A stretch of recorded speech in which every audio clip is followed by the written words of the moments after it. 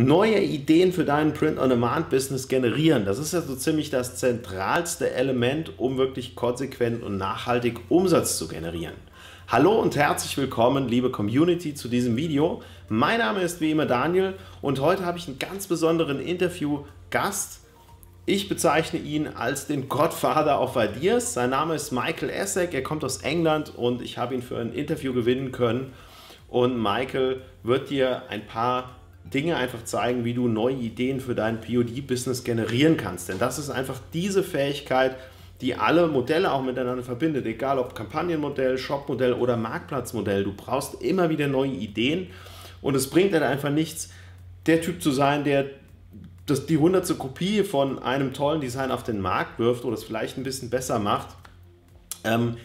Nachhaltig Umsatz und viel Umsatz generierst du eben durch wirklich neue Dinge, durch Kreativität. Und das ist nicht was, womit man geboren wird, sondern das ist eine Fähigkeit, die man lernen kann. Und damit hat sich Michael eben die letzten Jahre auseinandergesetzt und darüber werden wir heute im Interview sprechen. Und wenn dir das Interview gefällt, dann freue ich mich natürlich über einen Daumen nach oben. Teile das Video auch gerne mit deinen Freunden und wenn du eine Frage hast, hau sie wie immer unter dem Video in das Kommentarfeld rein. Und ich würde sagen, ja, let's rock! Hallo und herzlich willkommen hier auf meinem YouTube-Kanal und heute habe ich einen ganz besonderen Gast da, Michael Essek. Er ist für mich so der Gottvater der Ideen und Michael hat sich bereit erklärt, ein Interview mit mir zu machen. Und, aber wir machen das halt auf Englisch. Ich hoffe, du verstehst Englisch und deswegen switche ich jetzt rüber auf Englisch und ich begrüße Michael. Hello, Michael. It's really nice to have you here. I'm so glad that it works for an interview and that you have time. And yeah, tell the people something about you. Who are you? Where do you live? And how do you come to print on demand and the POD scene? Yeah, well, first, thanks for having me, Daniel. It's wonderful to be here. And yeah, I know I look a little bit sweaty. Maybe it's a mini heat wave going on right here, right now. So in Germany too. yeah, we're all kind of sweating in our offices. Yeah, into the POD scene. So it goes back, I think, my time in POD all the way back to, I think, 2013 was when I sold my first design on Redbubble. I think was the first time I sold something. I think I made about £3 or something from that sale. And it really started because I had a blog that I sold. It wasn't making a lot of money, but I sold it. And then I realized that, oh, now I've sold it, I don't have the money that was coming in every month. So I needed something to replace that income. And so I started looking around. I stumbled across this world of T-shirt designing. And in particular, there were some illustrators that I liked. I had a background in kind of art and design. I was a web designer at the time. I was doing some graphic design and stuff like that. But it was, I think I was following a few illustrators that I really liked, and I saw that they were selling their designs on T-shirts, Society 6 and sites like this. And then I stumbled into print on demand and T-shirt, 24-hour sale sites like T-Fury and places like that. And I just thought, I can draw pretty well. I can draw nice designs. So let me see if I can just, I'll make some designs about my favorite things, maybe some funny designs and things like that. I'll just submit them and I'll see how it goes. And yeah, within I think a month or something, one of my designs had sold on Redbubble, and then one of them got picked up by I can't remember if it was T-Fury or one of those sites that sells them for 24 hours a day, and it sold like, I don't know, 100, 200 shirts within like 24 hours. Wow. So that kind of got me hooked. I was like, okay, this could work, because there's a lot of these websites. They need designs every single day. Yeah. I think I'm pretty well tuned into like the market, that particular market, pop culture and trends and that kind of thing. So yeah, I kind of, once I'd proved the concept, if you like, once I could see that I could make sales from this, I just kind of threw myself into it. I started designing, quite a lot more than I was doing. I tried to teach myself, vector illustration, so I could produce designs that were more appropriate for those kind of websites. And yeah, it's been it was a slow, couple of years to get the ball rolling. But then, within 2 years, I was making, several $100s a month from these sites. And then the big turning point, you could say, was Merch by Amazon. That was when Amazon launched their internal print on demand service. and that just kind of doubled my income straight away. And then it kept kind of shooting up from there. I kind of was in the trenches every day in the early days of Merch by Amazon, kind of, doing lots of designs, really trying to maximize my sales on that platform. And it really paid off. Those 2 years of hard work, just looking at Merch by Amazon and just trying to crack it, that kind of sustained the business then for several years. And it's been, we've had ups and downs and stuff like that, but it's been basically it's been a 6-figure business every year since Merch by Amazon launched. And we've grown into different opportunities. We now, I say we because there's me, there's my sister, there's my brother-in-law, there's my mom, who all work for the business now. Cool. And we sell through various different channels. We also do some offline licensing. So we have designs in Hot Topic in the States, and in Sainsbury's here in the UK, and greetings cards and calendars. So we have a lot of different, channels, a lot of different mini brands. But yeah, it all started with a couple of designs on Redbubble 7 or 8 years ago. So it's been a wild journey, but it's been fun. Wow. So you're just in Germany, we say you are an Urgestein. I don't know I don't know if we can translate this word. So yeah, you are one of the first movers because I think 2013 nobody talks about print on demand, or I mean, it was existent, but so on the internet nobody talks about it. Yeah. So my first reaction there was, I think, 2008 with Spreadshirt. They have already at the marketplace, and I sold there my first design for €8 or something. And there was my mind-blowing, wow, you sold something and you made some money, but you never put out a product. So yeah, you never spoke to anyone. You didn't have to put anything in the mail. Yeah. Cool. Wow. And there, I think Merch by Amazon was launched 2050 or 2060. Yeah, October 2015. I think it was Merch by Amazon. Yeah, really a game changer. Yeah, totally. What Merch by Amazon was like, obviously the world's biggest marketplace with customers, with Prime shipping. It was like, I remember thinking before it launched, I was like, I should really start trying to sell my designs on Amazon. I could use Printful or something like that. But it was just so much kind of complicated work. And I was like, it would be great if Amazon launched their own print on demand thing, and then we could just upload my designs. That would be perfect. And then when it happened, I was like, oh my God, someone's been reading my mind or something. But yeah, it was definitely great timing for me. So yeah, it was great. So do you think when now somebody is watching this video and people think about how is it to start now in 2020 or 2021? Is it actually possible, or is the market too saturated? What do you think about it? Yeah, it's a great question. There's so many different ways of looking at it. And I think there's certain situations, like with Merch by Amazon. Of course, when I joined it, it was completely brand new. It was the Wild West. There was I don't think they didn't have limits. They didn't have, they must have had tiers, but they didn't have the kind of tiers as we know them and stuff. It was wide open. You didn't have to wait for an invite. You were straight in there. There was no checks on things. There was no, copyright checks or trademark checks. So it was wild. So obviously this is a different situation than it was, 5 years ago, 6 years ago, whatever. Having said that, I do think, because you could say, well, Merch by Amazon is different. Like, yeah, I'll grant you that one. You can't just roll out some pretty simple designs and, stumble into sales like you could maybe 5 years ago. But all of the pieces are still there. And of course, if you're starting today, you have the benefit of, the knowledge and the understanding that people like yourself and myself have been putting out there for years, helping people understand some of the basics. And so it's kind of swings and roundabouts. Yes, it's not wide open, but I'm convinced that there'll be someone, maybe an 18-year-old, 19-year-old designer who will today upload a design for the first time to Redbubble. They won't really know what they're doing. They'll be trying things out. They just want to try something and they'll put it out there. Within 5 years, they'll probably be making 6 figures. Obviously that's not everyone, but someone will be doing that today. They'll be getting started, and it's absolutely possible for people to grow this into, you know, six-figure businesses. You know, who knows beyond that even. But I think it's not something that you can just stumble into. You know, it's something that has to be worked out over time. It's like anything, really. You know, is YouTube saturated? Yeah. Is podcasting saturated? Is a blog saturated? Yeah. These are all too broad a topic to really talk about. You could certainly say, for example, is the 3-year-old birthday T-shirt market on Merch by Amazon saturated? Well, yeah, probably.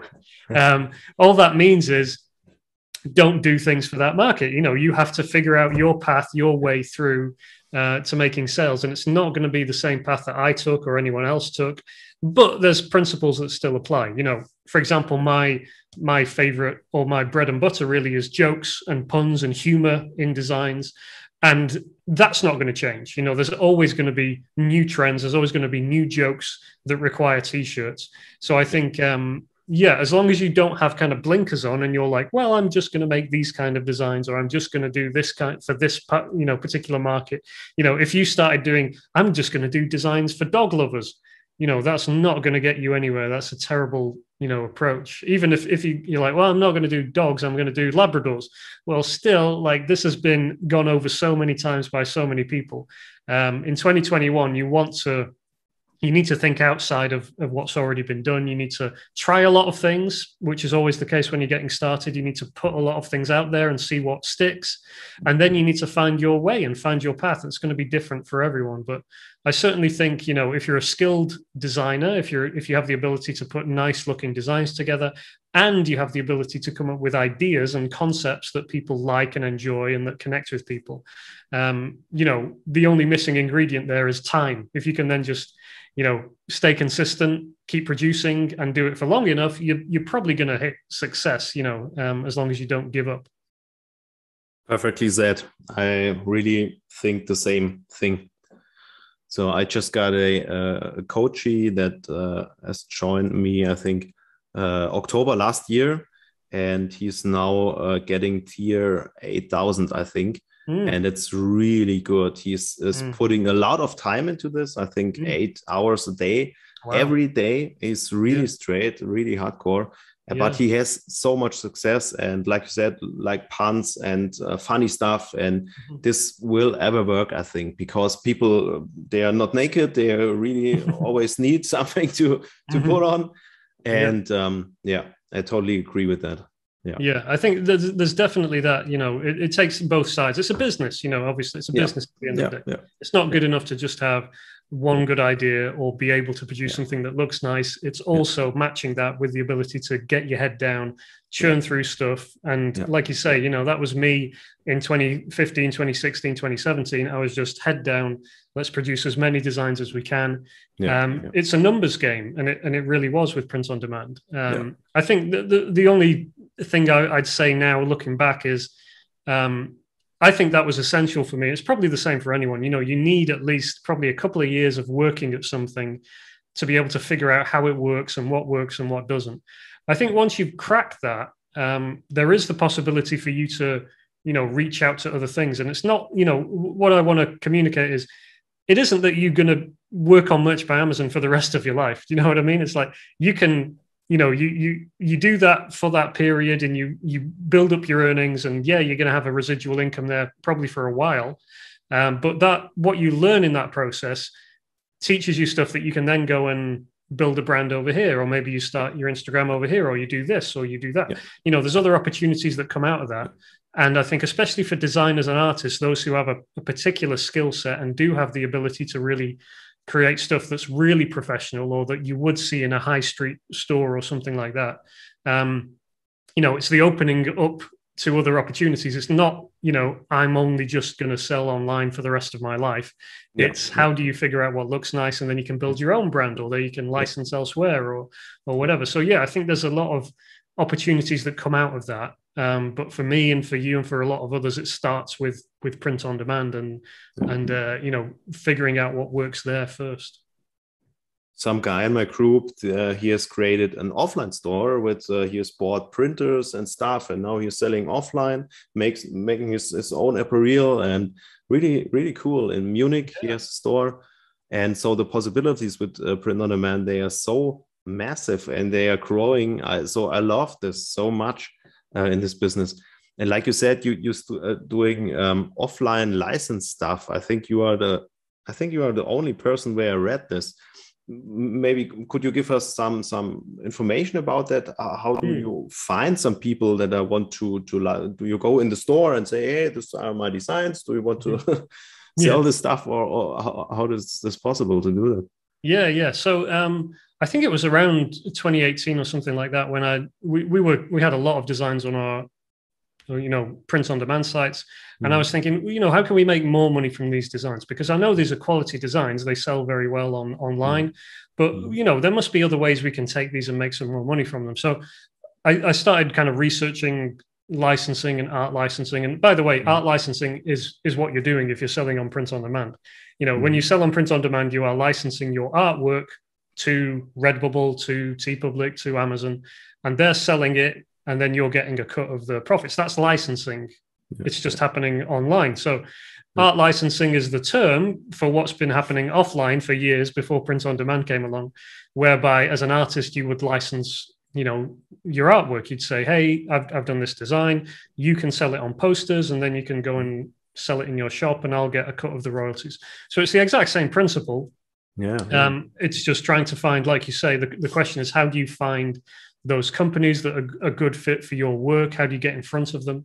And the way I did it was there's a couple of big licensing shows. I think it's called Licensing Expo in Las Vegas, and I think there's one in London that's called Brand Licensing Europe.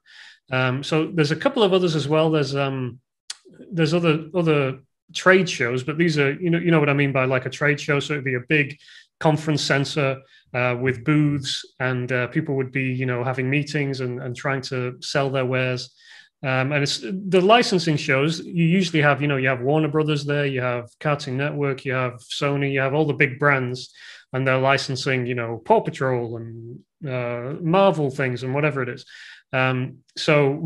I was just kind of trying to figure this thing out. I thought, well, let's get a booth. Let's go and test it out. Let's invest a couple of grand or something just to see if we can get anything from this.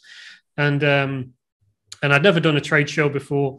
So it was a whole new experience for me. But basically, we stood there for a few days in London at our little booth. I would say we maybe had 20, 30 conversations over the whole of those 3 days. So there was a lot of standing around and not doing a lot. But of those conversations, we had about 5 or 6 deals that came from that. And from that, one of those is still the art licensing agent that I use to this day.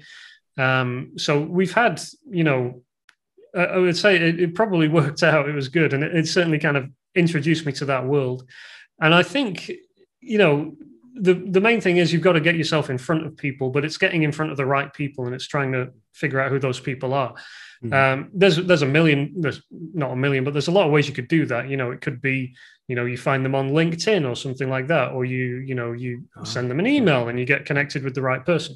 But the thing is, it's not, the thing I realized is art licensing, especially offline, it's a different mindset, of course, because with online, everything is usually search-based, right? So people are going to Amazon, they're searching for something. So everything is around, search engine optimization. How do you get your design seen? And it's all kind of, it's either getting seen or it isn't, and that's it. With offline stuff, it's much more about trends and, less about kind of numbers and figures. It's all about, you don't have to come up with a design. You don't have to prove that your design is popular for a buyer at Sainsbury's or Asda or whatever the supermarket is to say, I like that, we're going to license it, and so it's all about kind of connecting with people on the level they're at. So it's not about what you can't do, kind of, you don't throw the whole kitchen sink at it, but what you try and do is find designs and ideas that would be on trend and that would really be appropriate for that shop to be selling, and that would, they would really connect with. And I think if you can do that and you can put together, obviously you need to put together a bit of a portfolio of work. You need to be able to show a series of designs or something, and you get that in front of the right people. It's really just a case of, they either like it or they don't. And if you get it in front of enough people and your design is good enough and your ideas are good enough, then I think you will, inevitably start having those conversations. And it's not a cut and dry situation like things are with online, but there's negotiations, there's contracts, there's those kind of things to go through. But the good thing about it is once you're established with, whether it's a contact at a company or you're established as a brand within that company, you usually find it easy. Every year you're renewing the contract, you're doing more work, and it just kind of builds up and builds up. And it's not like print on demand where you have a design that sold really well for a year and then it dropped off. It's usually the case that these people are still going to be working with you years and years down the line. And of course, you don't have the issue of copycats and infringement and all those kind of things. So it's a different kind of business model, but it works well for us and for my type of designs. And I just think it's a lot more kind of initial effort to get your work out there and to find the right people. But once you do, it can really pay off in the long run. That's really well. Wow. Thank you for all the information. No, it's I love it because it's very consistent and with sustainability, and that is what I am searching for, because I'm now in this whole POD market since so real for full time since 2014, I think. And there was the Wild West with Facebook. It was the same like merch by Amazon. You can launch everything, and I've launched I don't remember, I think 300 campaigns in 1 month. Wow. And you could scale out, and that's not working at this time right now. So the strategy changed, and you were always searching for some things that are really consistent and that are lasting for more years than this short-term stuff. And so for myself, I think building a brand is one way with the Shopify store and social media channels and something, and maybe this offline things too. Cool, great, thank you for that. No problem. Yeah, It's, like you say, it's about building different channels so that you're not going to be undercut on one. It's the same principle, of course, as if you create these designs, you're not just going to put them on Amazon. You want to put them on Redbubble, and you want to put them on TeePublic and all the different websites that you can. So it's the same idea. If you're creating great artwork or great designs and they connect with people and people want to buy them, then you want to explore, well, would a Shopify store work? Can I license them to a local t-shirt shop? Can I license them to this guy or that guy? So it's just about building up those multiple income streams that we hear so much about, and just kind of you're looking for something sustainable that's not going to be it's not going to be an account that can be shut down automatically or something like that, or some algorithm change could just wipe you out overnight. You want to try and find those channels like offline or like your own Shopify store, which are not going to be so easily battered down by some change in the algorithm or whatever it is. Facebook has taken me down, I think last year December, and but now I'm active again, but there were now 9 months without advertising on Facebook, so I was searching for new ways, Google Ads, Pinterest and Instagram organically, and that's sometimes not easy in the online world. No, it is. It's you take the rough with the smooth. Like Merch by Amazon obviously was shut down. Was it last March or whatever? So that was a big hit. And these things happen. If you're going to sell online, you have to be prepared for things like that to happen. It's not if you're looking for a comfortable, safe job, this is not it. Go and get a job. Go and work somewhere. This is not something where you're going to be able to sit back and relax and forget about it. That can happen maybe a couple of years or something, and then all of a sudden, you get whammed by something that you weren't expecting. So if you want something where there's no chance of it disappearing overnight, this is not it. So that's why you need to constantly be looking for opportunities and stuff. Great, cool. So I have to look at my questions here. I think we're, another question is, I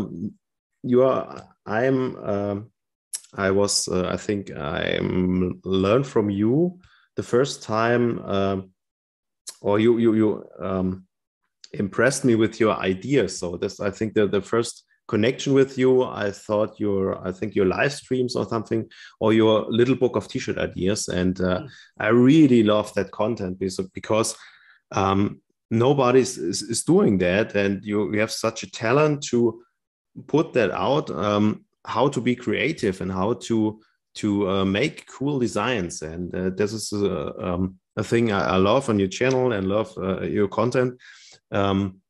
And do you believe that our original ideas are the way for long-term success? And maybe you can give us some examples how to create this original stuff. Yeah, of course. I think going back, when I started a blog, I started writing about, the success I was having on Merch by Amazon and Redbubble. Mm-hmm. I started writing a newsletter and sharing some tips and stuff. And obviously, as you go through as you're going through the months and the years of success, and a dip and then a spike and then a dip, and you're learning what works and what doesn't, and you're seeing the big picture. You're seeing, well, long term, what's the best thing for me to do? Is it to look at this or is it to look at that? And I think, the thing I've learned over the years is the idea skill, the ability to come up with original ideas, is an incredibly valuable one, and it's one that is applicable almost everywhere, like not just t-shirts, but any kind of design on a product, but then also for marketing, for advertising, for Twitter, for Instagram. If you can have funny, original ideas, those can be translated in all kinds of different ways, and they can help you build a brand. They can help you, there'll be the posts that you post on Instagram. There'll be the video ideas that you make. So all that kind of stuff starts with an idea. And I think especially as, we see technology, we see new software advancing all the time. We see new design software. We see templates. We see fonts. We see ready-made designs even. You don't even have to, you can subscribe to something for $30 a month that will give you all these new designs every month. What's the real value to a design, and what makes it, what's the difference between a design that you've paid $5 for and something else? The design part of it is almost, the price is coming down. 10 years ago, if you want to create a really nice t-shirt design, you would have to hire someone, you'd have to pay them, you'd have to, and nowadays people are finding out, I can just take a bit of clip art here, use this free editor here, and bam, I've got a t-shirt design. So what's the real, that being the case, if the price of design comes down and everyone's playing on the same level field, what's the real difference? Why do some people make $10 a month and why do others make $10,000 a month? And I think it really is that ability to come up with a good idea that connects with people. Sometimes that will be a particular trend, a particular joke, something that goes viral. Other times it's just the ability to understand, a community or a niche that's more evergreen. It doesn't have to be something that's trending and here one day and gone the next. It could be, something that really keeps on going for a long time, and you just happen to have a design that really connects with people. So, in my portfolio of designs, we've got everything. We've got designs that did great 3 years ago. For 2 months, they were selling like hotcakes, and then it just died off.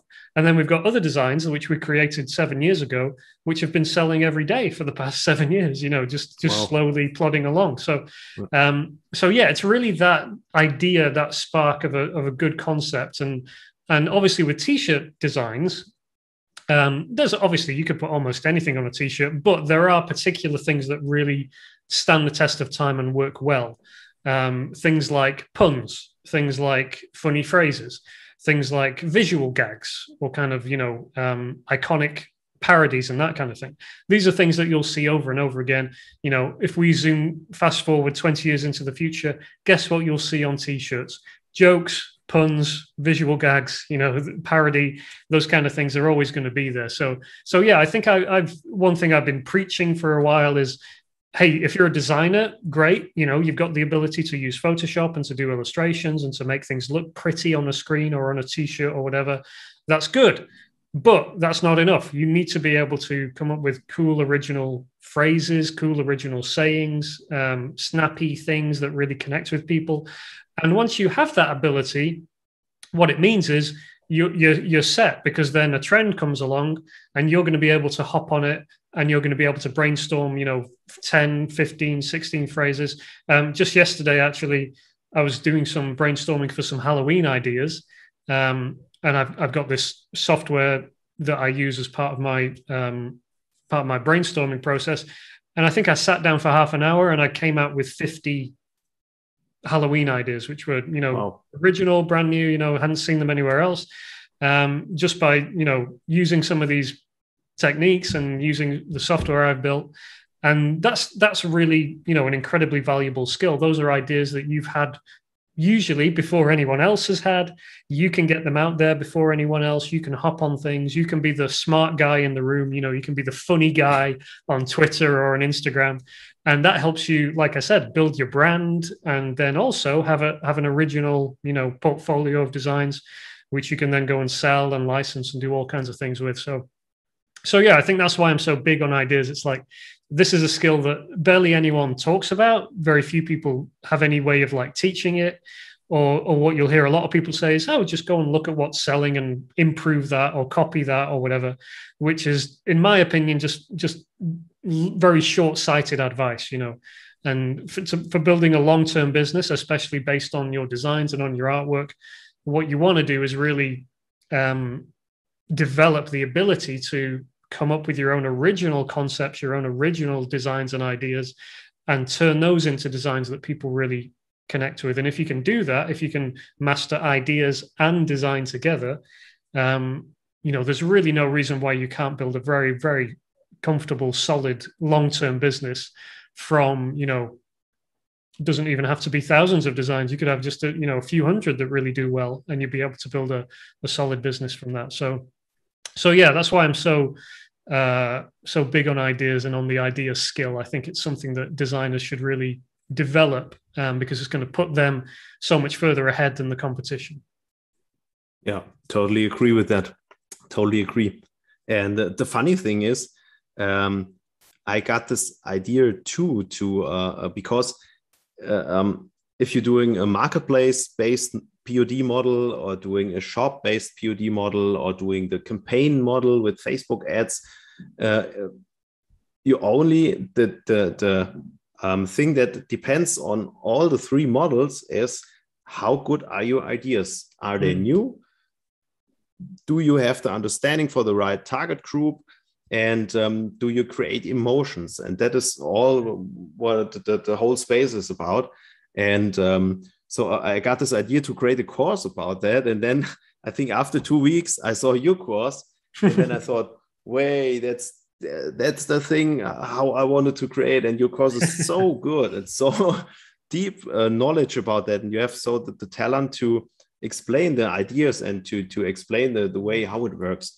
And so I really love that. And I bought it, I think, last year, or I think you remember you launched it last year or 2 years ago. And it was so good. And could you give us some examples from your? I think in Germany I'm teaching the some rhyme methods and some I always say the idea sex method. So you see something works in this niche, maybe I can transfer that into that niche. And but you have, I think, 10 or 13 idea concepts, and these are really good.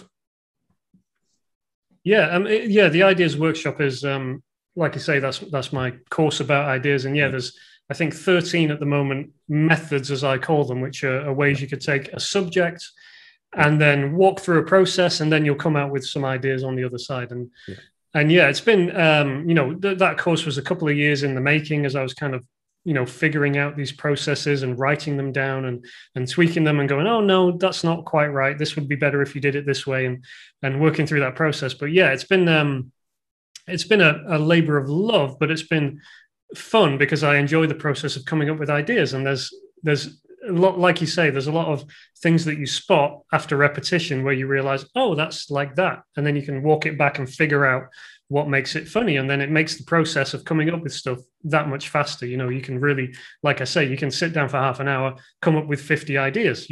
That's an incredible, that really makes life a lot easier. So some of the ones I'd share with you. Let me share this one first, just to give a kind of taste. So I'll just share my screen with you. Hopefully you can see this this design here. So this is a method I call the rhyme and replace method, and you could call it replacement puns. And what these are designs like this. So here we have a design that says "Berry Christmas." Of course, it's funny because you would usually hear the phrase "Merry Christmas," but we've got "berry" instead of "merry." So it's really simple, and you'll see, once you recognize that pattern, you'll see that all the time in puns. You'll see that in headlines and newspapers. You'll see it in advertising and billboards and stuff. It's used all the time. It's kind of universal. So you can actually reverse engineer this process. You can actually start with something like this and work back and arrive at a design like this. So here's the process. So for example, let's say you had a topic in mind. You wanted to come up with some ideas around fruit for some reason. Let's say that was your niche or your topic or your subject or your trend or whatever. So then what you do is you go and find some words related to that topic. So in this case, of course, we're gonna use the word berry, but you could start with any other word. You might start with apple or orange or some kind of word related to your topic. And then you can use a site like rhymezone.com. For those not familiar with RhymeZone, it's just a free website. You can go in there, you can put a word in, and it's going to give you a list of words that rhyme with that word. Cool. So, for example, if you go in and put berry, you're going to find the rhyming word merry. And then once you know that rhyming word exists, you can head over to another website. This is a website called idioms.thefreedictionary.com. This is a big list of idioms. So if you don't know what an idiom is, that's basically a phrase or a saying that people are familiar with. So like Merry Christmas is an idiom, or good morning is an idiom, or I'm trying to think of some other examples off the top of my head. Grin and bear it is an idiom. So little phrases like that. You'll find these on this website. So you can go to idioms.thefreedictionary. You can search for the word merry, and then it's going to bring back any phrase, including the word merry. So for example, of course, in this example, it would bring back Merry Christmas would be one of the results. And then all you have to do is replace the rhyming word that you had with your related word, and you end up with Berry Christmas, like we did right there. So that's just a taster of like one of the methods. There's a lot more you can dive into there. There's principles about like how do you identify good words, good seed words, if you like, to then turn into phrases like this. How do you identify what idioms actually make sense once you've replaced the word? But that's the basic process. You walk through a process like this, and this is how, you imagine you have a topic like Halloween or Christmas or whatever it might be, and you just have, 10 different related words. You can walk through this process and you could come up with, who knows how many, phrases and ideas at the end of that. And of course, this is not about, it's not necessarily that every idea is going to be an incredibly, profitable idea that's going to go viral or anything like that. But what you are doing is you're coming up with hopefully original ideas that other people haven't done or haven't discovered yet. And also every now and again, you will come across something that really gels well together and really sits well and works. Usually, it might be something to do with a trend or something, but you do come across those opportunities, and it's a bit like panning for gold. You don't find a great big nugget the first time you do it, but the more you do it, the more you try things out, and the more you throw at it, the better the ideas become. So yeah, that's one of my approaches. Does that one make sense? Yeah, totally. I think you can work this out in German as well. Maybe I can research some German sites that are related to these English sites. But I think most people are already selling in USA too, and then it's really cool, really good. I love this. Yeah. Well, let me share one more with you. I mean, the rhyme and replace one is one that I really like to teach, and it's because you can teach it, and then people can go and get started using it right away. Right, it doesn't take a lot of education or effort to do it. So that's a good one. Another process and method I teach. You could call them funny phrases. So like this one you see here, like I'm only here for the pizza. Like there's no rhyme there. There's nothing. There's no rhyme. There's no alliteration or anything like that. It's just a simple funny phrase. I'm only here for the pizza.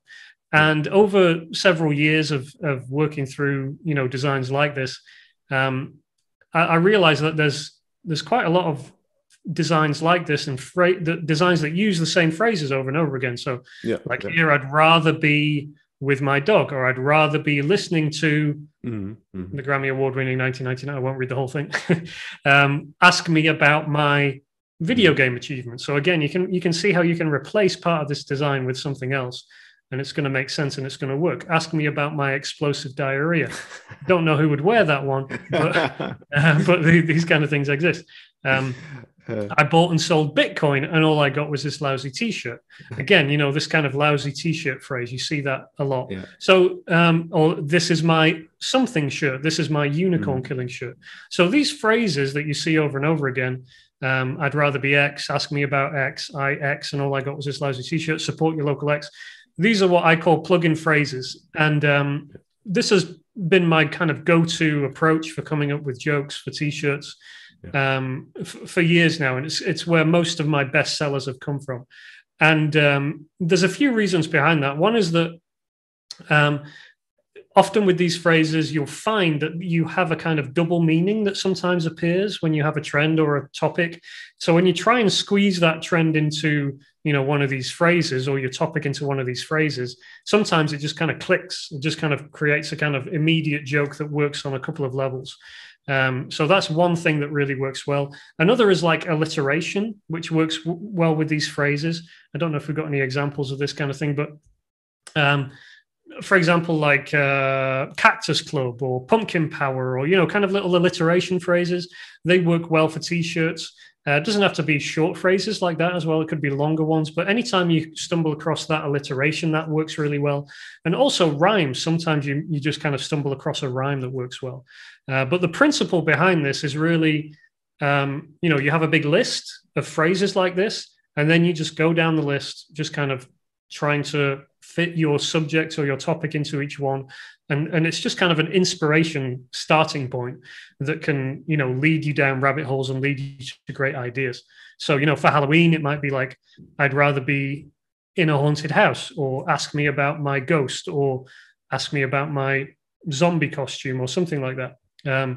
I haunted a house for several years, and all I got was this lousy T-shirt, or something like that. Or support your local monster, support your local serial killer, all kinds of crazy ideas you could come up with just by working through these phrases, and just by brainstorming like that. This has been the way that I've come up with so many great ideas.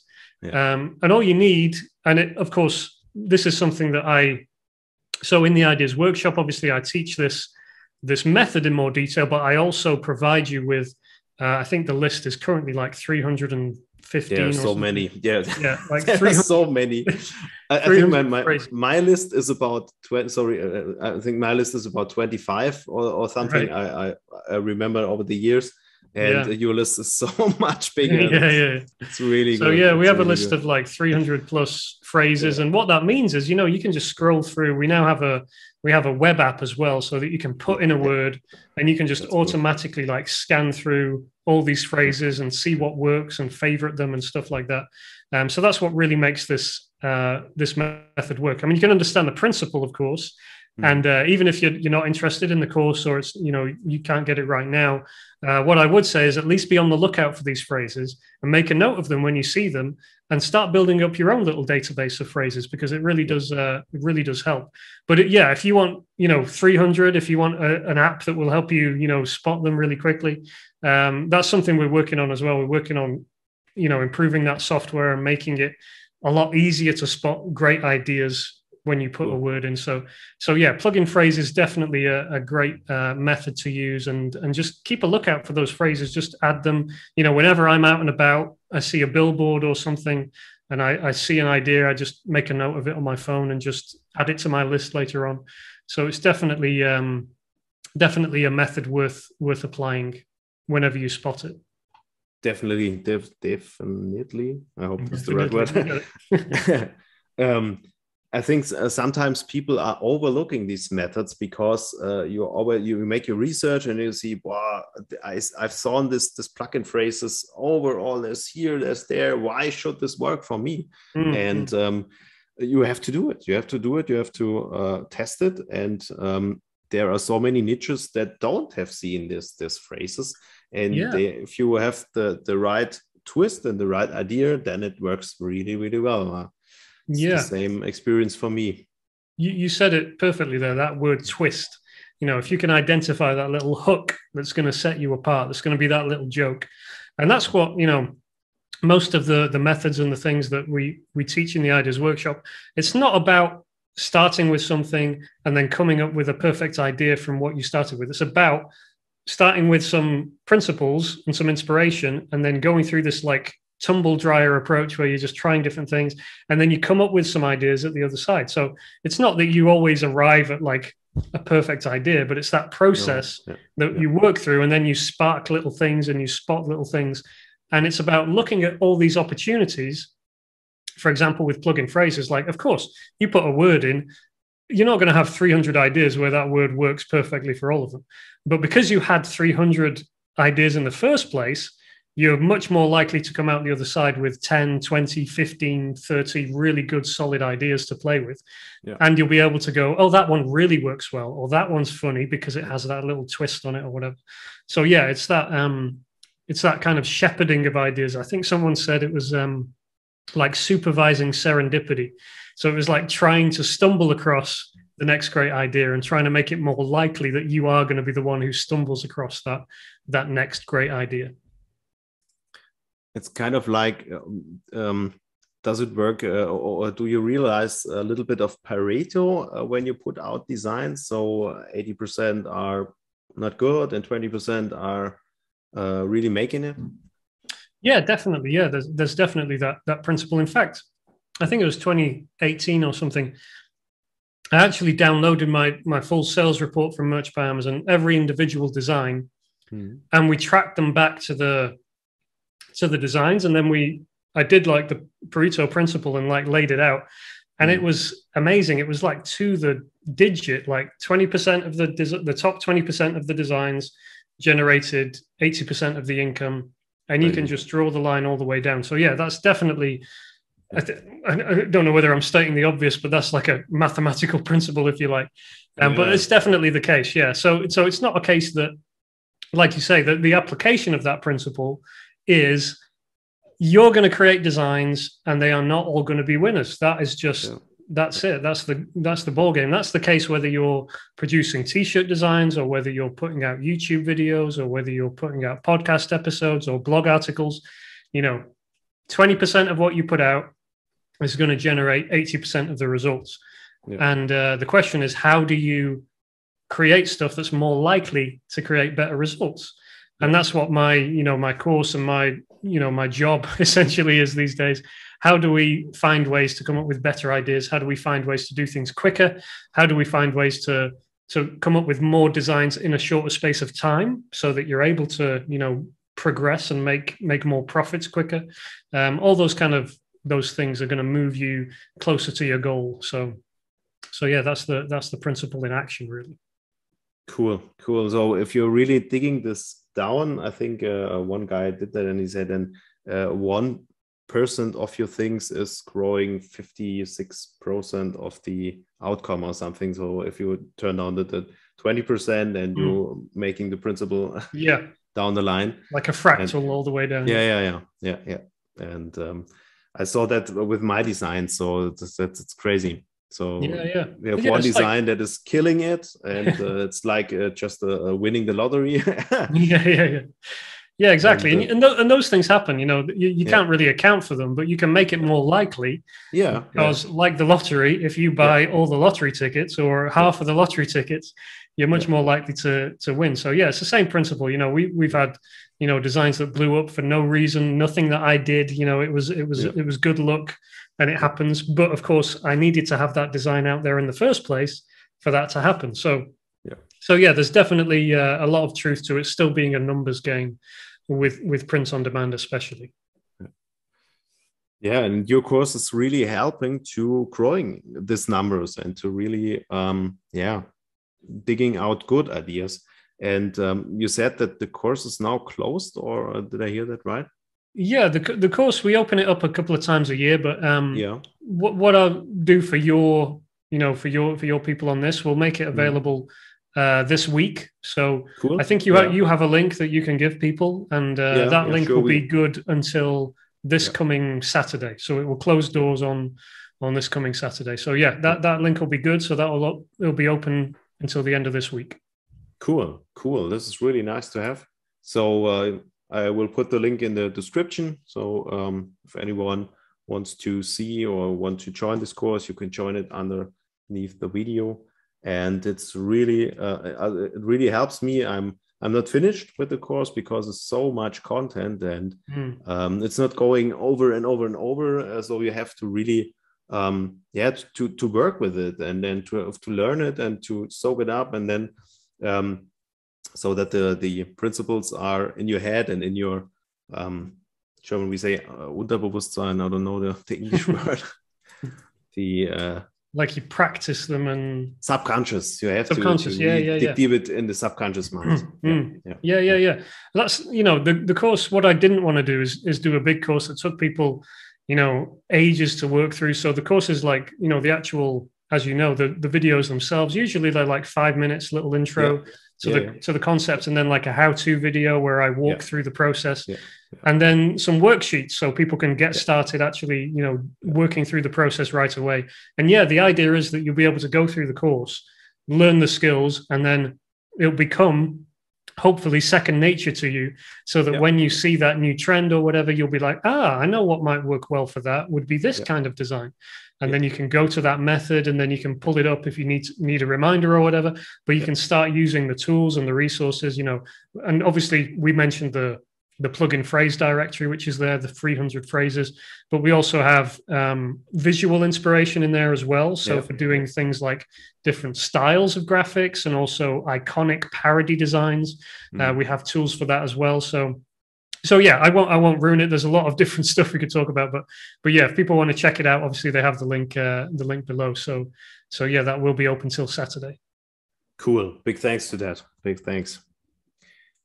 So I think we are now at the end of the interview. I have no questions left here. So big thanks goes to you, Michael. Thank you that you shared your story and you shared some ideas to get people inspired. And I love to maybe get in contact this year or next year again. And stay safe, stay healthy, and I wish you all the best here from Germany. Thank you so much, Daniel. It's been great talking to you. And let's chat again in a year's time or something, or maybe sooner, and see what's changed, what's new, what's different. Yeah. And it's always good to talk and learn from one another. So thanks for having me. And take care of yourself. Thank you. Bye. Bye-bye.